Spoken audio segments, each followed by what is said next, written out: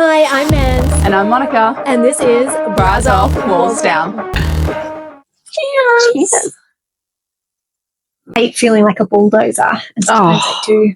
Own it. It's time to own it. This is our year of owning the fact that we can be bulldozers sometimes. What's a better word for us to use than bulldozer then? I know a lot of people say that this is a bad thing. I say that I'm a lot, but a lot of people think that doesn't sound great. It sounds like people would want a lot of money. Exactly. That's what I mean, though. So people are like, I've always felt like I'm a lot. And I'm like, yeah, I'm a lot. I don't know what else. A lot of chocolate, a lot of money, a lot of holidays. A lot can be a good thing. Exactly. But I'm just a lot of conversation, a lot of opinions, a lot of talk, a lot of noise, a lot of hand gestures.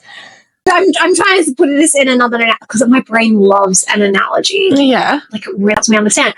But I'm a full quality person. When you go like, I hold a lot of substance, a lot of goodness. Like it's like you've got leaded petrol and you've got they don't do leaded anymore, do they? I don't know anything about petrol. You got full Coke and Coke No Zero. Coke No Zero. Coke No Zero. A lot of people prefer Coke Zero. Yeah, but we're not affecting anyone's health. Well, we could be. But anyway, what's the... Listen, we're nutrients dense. We've got the stuff. We're not filtered out. There's three choices. Well, not choices. They're probably three ways, right? You've got full, and I still got fan stuff all over me. You've got full on, like we are. You've got the complete opposite, where you're quiet, withdrawn. But you know what? Medium rare. We can be that. Like, I see that in us. Sometimes we are very quiet and withdrawn. If I'm in a situation where the space, the vibe, the energy just doesn't feel right, then just most reserved person that you will not get a word out of. Yeah, same. I think everyone's a bit like that. And then I think people that have been around me in both situations then think that I'm either in a bad mood or something's wrong. But it's just my setting. Like that's why I say I'm an introverted extrovert. Yeah. I think that. So I read somewhere that's like bullshit. Okay, if it is, fine, whatever. But that's what I feel like. Yeah. There's situations where I'm the show pony and I'm quite happy to be the life of party and I will talk. And same. Then there are situations where I'm just so happy to sit back and watch. I like observing a lot of the time. And then, when the time is right, I'll take control of the situation or the event or the conversation, and then I'm not in a bad mood. I just will listen and watch and hear people talk and... I still I did it on purpose. Dylan must be so upset. Do you make that reaction every time he touches you? No. It depends how overstimulated I am. He smacked my bum yesterday, but I was putting a rubbish bag in the bin. Oh, yeah, but you were bent over, right? It was not the time. I nearly fell in the bin and I turned around and looked at him. I was like, don't fucking touch me. No, most of the time when he touches me, it's okay. Yesterday, I was in a mood and he got home and went to kiss me and I was like, oh! And he was like, oh. I was like, leave me alone. He was like, sorry. He was like, try again later. To be fair, I was okay when he got home and then I wasn't, like within seconds. Yeah. At the moment, with the perimenopause, menopause, it's different depending on which doctor I go to at any time. One says perimenopause, one says full-blown menopause. Who knows? Anyway, I think I am struggling with... I don't have any night sweats anymore. I've not really got any of the other... I've got the brain fog for sure, but I've got so many other things that could be...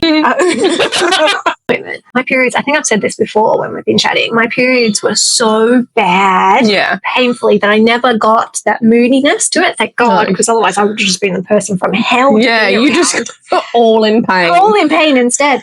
And I wonder if that's it, or it's just me actually genuinely adjusting to working from home and having a day where I speak to no one, yet I speak to everyone on social media. So people see me on social media and they're like, oh, you look happy, chirpy, but that is 30 seconds of my day, and I might do that 4 times over, if you follow me on 4 minutes. But the rest of the day I'm by myself and I don't speak to anyone, and then tired. He's had a long day. He's been speaking to people all day. So the last, we're just on completely different levels, and I think that's where I struggle. Do say though, I remember reading somewhere that when you've got a partner that's either already been home from work or they've been at home, and then someone comes into the house, like your partner, it actually takes, I think it was like, I could be wrong, it was like 40 minutes or something like that for people to adjust to each other's energies.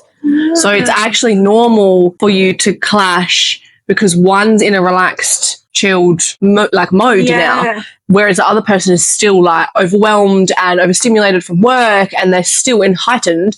So it's normal to, so that's why they say like when someone gets home and, you know, chances are they're usually in a bad mood or just not feeling it. You as the person who's at home, most likely like are the one that needs to like, I don't know how to explain it. Just give them some time. Give them a second, rather than being like, hi, how was your day? How are you? But, like, you don't fucking know how you are. You don't know how your day was. You're still, like, winding down from it. You've just been in fucking traffic. Exactly, yeah. So it's up to the person who's been at home to just give him a minute. So me and Dylan, usually he'll come in and just give me a kiss on the head and walk off. And we don't even say hello most of the time. Like, no words. Yeah. And then, like, all vice versa. Like, one of us will go shower, decompress, just we plod around the house for like 10, 15 minutes, just not speaking. And then when the time's right, because for us, it's like Dylan's been at work, he comes home, and then for me, I'm at home, and usually I'm at my tipping point with Hazeley by that point where I'm overstimulated. She's said mummy about 25,000 times. Yeah. And I'm like, oh, and I'm trying to work, and I'm on my laptop, and then Dylan walks in the door, and I'm relieved, like so fucking relieved that he's home, but also stay away from me. Yeah. So we need like, usually she'll run off with him straight away. He's fine with that. That doesn't bother him. I get a second to like, he goes and showers while she stares at him in the shower going, Daddy, what are you doing? I might give that a try, actually. Yeah, I'm just going to do it. Just like, because he'll always come in and go, how was your day? You know, sometimes it feels like the quick one. Yeah, and I think I do the same to him too because I'm excited to get to me. Yeah. But so I think I might just do it. Just find a way to greet each other.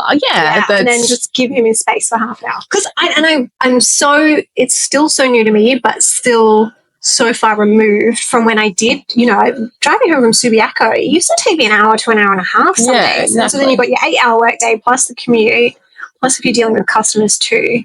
So yeah, you're kind of like disgusting when you're at home. So I get it. And maybe even like you go and greet him when he gets home because you have been at home on your laptop all day and then doing stuff around the house. So maybe you go and greet him, give him a kiss or whatever you guys do, a hug, whatever. And then just so that maybe he doesn't come in and you're like, and then he's like, oh God, she's in a bad mood. So maybe you go and greet him. So he goes, oh, okay, she's good. Yeah. Just leave her. It doesn't have to be anything. Until, I don't know, does he shower when he gets home? Like, what? I don't know what your routine or rituals are. Straight away. It's like he holds on all day and then goes. I'm the same though. Actually, no, when I'm in, if I've had a bra on, the first thing, bra and shoes That's off in the car. Bra and shoes are off in the car. Do you know my favourite thing? When you're taking your bra off from the car, traffic lights, and you make eye contact with someone and then they're staring at you and say, I lock. I hold. I don't want to do any of these questions. Do we have any good ones? I've got a few. Yeah, let's have a look at our questions. Hi, welcome to the episode. We're probably about halfway through by now. Yeah, we were just having a bit of a chat there. We did plan to interview each other and then it went a bit sideways. So now we're going to do a little interview on each other. Fun and lighthearted ones are pretty trash. Like good trash or shit trash? Trash. A cocktail, what would you be? Pink. Like a gin something. Yeah. Yeah. Like I finished it now, but I had like sparkly mermaid vodka and I wanted the sparkly unicorn gin, but I didn't find it. Yeah. But I have a feeling I'd be a drink with something sparkly in it. It'd be pink. It'd be gin. Sweet. Not too sweet because I'm not. You're not very sweet. No. But I do love a good like raspberry syrupy sort of one. Like raspberry daiquiri. So sweet. A daiquiri. The sweetest cocktail you can get. Okay, so maybe I would be a sparkly pink raspberry daiquiri. The sun is very bright. Oh, do you want me to get... Can I move? No, stay there. Don't move. Yeah? Yep, thank you. Yeah. Right. What would you be if you were a cocktail? Something tequila. Oh, tequila. You love tequila. Do you do straight tequila? Margarita because I can't handle spice. It burns. But you like everything. A good margarita? But a nice classic margarita. Yeah, I like a good margarita. See, you like tequila. I just taste like straight fucking tequila. What is something people misunderstand about you? I don't know how this is going to come out, but and I was saying this to you earlier, over my lifetime, I could count my close girlfriends on one hand. And I grew up doing professional ballet, then into the modeling industry. And they're both industries that you're not always going to find firm friends. There's a lot of competition. Quite competitive, yeah. And then I went into like mumhood and then working 55 hours a week in an industry where it's male dominated. So I've never really had the opportunity to have a lot of female friends, but I've always found it hard anyway. And I have a feeling that I come across when you first meet me, because as I was saying before, I'm a little bit of an introvert, especially there's a wall up at the beginning. Once you know me, that's it. I feel so sorry for you. I'm all over you like a rash. But I have a feeling I come across as a bitch. Like, if you don't know me, I think that's the first thought you have. I could see it. Like, I mean, I didn't think so, but I could see how. You've got those eyes you're giving me right now. You give people these eyes where you're sussing them out, but it's so clearly on your face that you're like, To me, I'm like, oh, she's curious. Whatever. But I could see how that could be interpreted as. So I wish because especially like people see my social media, right? And I've been on there for years. I've never had like an overly large audience or anything, but you know, I've been on there for a very long time. And obviously my personality is quite like it's on there, right? Yeah. And so I just wish that how that comes across on social media, I wish that was how it came across in person too. But I think until... I'm sorry you can't meet people with a real... This is actually me. Hi. This is me. So before you make any judgment, this is me. I'm pink. I'm sparkly. I'm going to touch you. I'm going to hug you. I am going to be all over you like a rash. I'm going to message you every day. I am the optimist. I'm annoying. I'm a lot. And I apologize, but that's me. You want to be friends. Don't apologize. Fucking Jesus. But I think that's what people, I think that's the judgment I get. And I wish I could change that, because I wonder how many friendships I could have made if that wasn't there. Because if I see you looking at me like that, then I'm like, whoa, and my wall goes up even more. I'm like, she already doesn't like me. I think I'm going to really feel like that comes from the overthinking yourself. That is a very internal thing. Like, you're overthinking it before people have even had a chance to make an assumption of you. So you're putting up the wall straight away. So I feel like it's something I've only thought about in the last year, though. Yeah? Yeah. Before that, I didn't know what it was. But exactly. It would be a subconscious thing that you're doing without realizing, where you feel a little insecure about building that relationship. So you put up the wall without knowing. People feel that. Yeah. Like, other people will feel that resistance and kind of, oh. Yeah. Because I've always been the same, where friendship just sort of stopped. Yeah. Nothing really happened. It just stopped. Like besties. Like, this was the first time I felt like a friendship that was like a relationship, if that makes sense, without sounding weird. Yeah.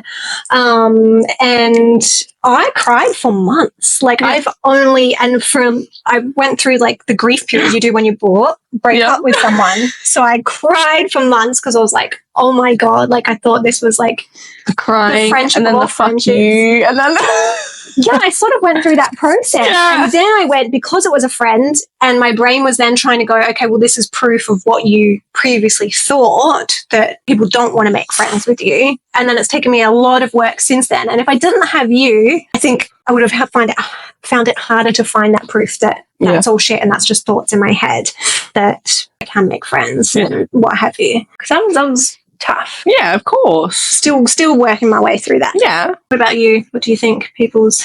I've just always been misunderstood completely. I don't have my shit together. Can you please move that way? Thank you. I don't have my shit together, and I've heard quite a lot from people like that I appear, which I thought was hilarious when I first started hearing this, that I actually appear very like composed. Everything's perfect, shit's together, I've got my head screwed on, da-da-da-da-da, like, don't fuck with me, like, just a very perfect, like, picture.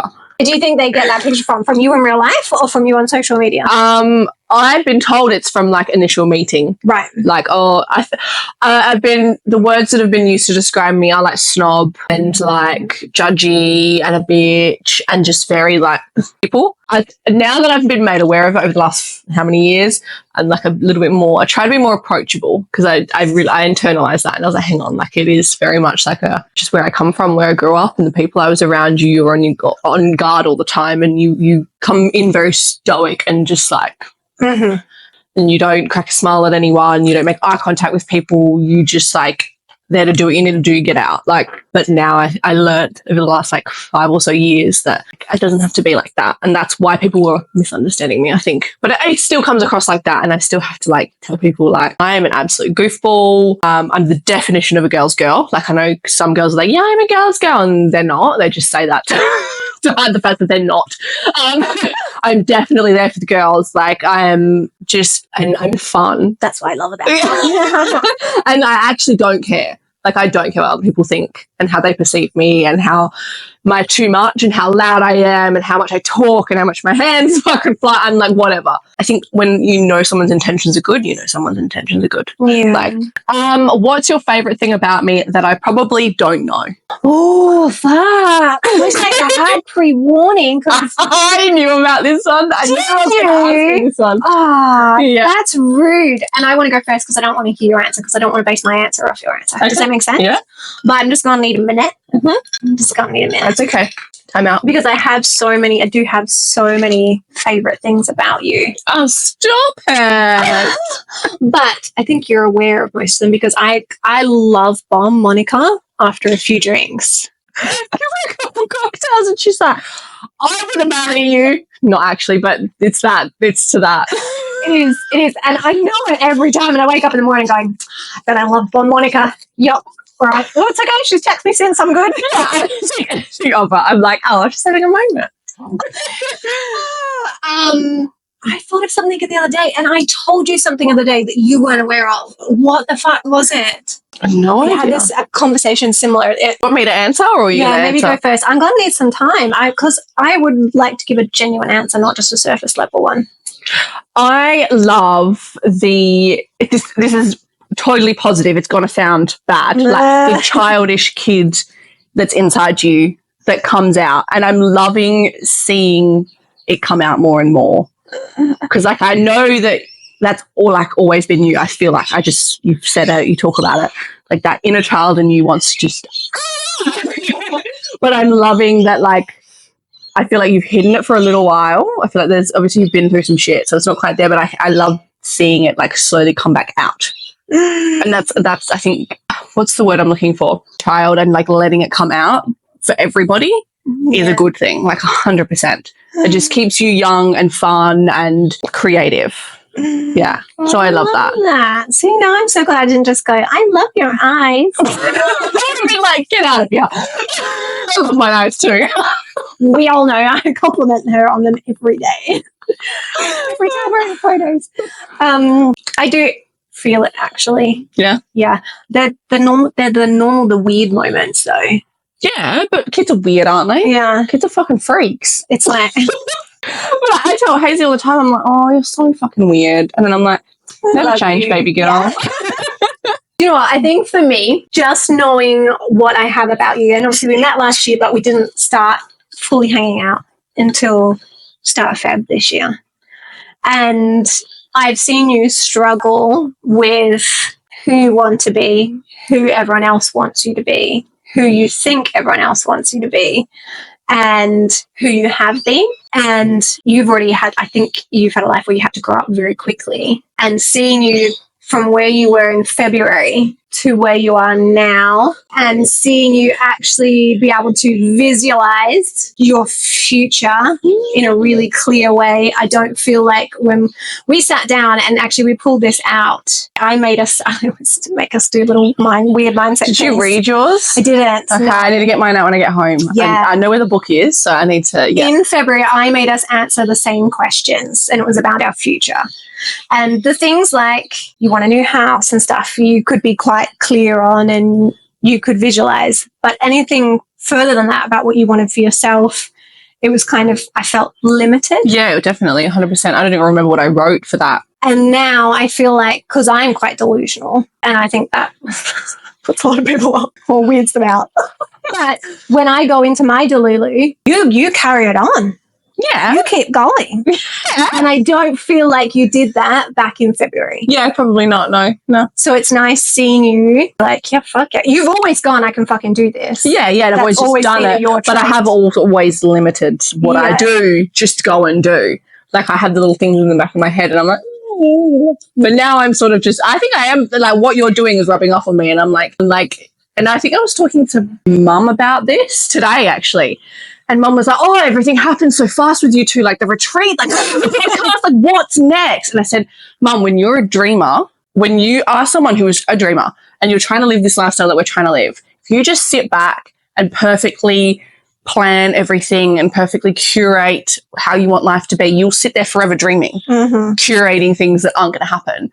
And I said, you need to be around people that are just going to be like, yep, done, do it. Oh, look, it happened. Because otherwise you're just going to, like, the lifestyle you want isn't going to exist. No. Like, you have to just fucking do it. It's delusion and bold action. Yeah, and you, like, I think you're the delusion. I'm just, okay, let's do it. I'll take it, fine. Let's do it. And you're like,